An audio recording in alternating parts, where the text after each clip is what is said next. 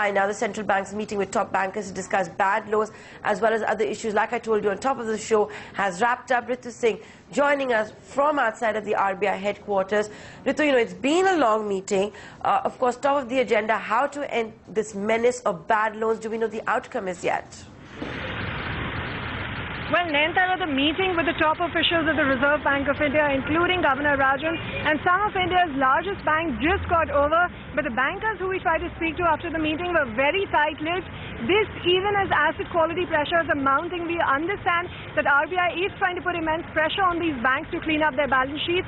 He's even given them a deadline of March 2017 by which he wants all the stressed assets to be adequately present. In this scenario, we understand that although the bankers did not want to disclose anything that was taken up in the meeting with the Reserve Bank of India, we understand that the RBI wanted to understand the progress and implementation of some of the schemes, especially strategic debt restructuring and 525 restructuring, which, remember, as we reported earlier, there have been understandings of some misuse by the banks, and therefore the Reserve Bank of India is also looking to tweak these guidelines to ensure that only genuine cases are taken up.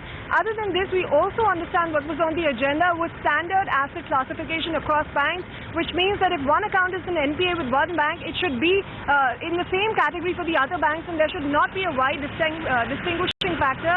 And therefore, these were some of the issues that could have been discussed at the meeting. Bankers, as I said, remain very, very tight-lipped. Okay, so bankers remaining tight-lipped. What we do know is that the entire menace of bad loans was discussed. It was on top of the agenda.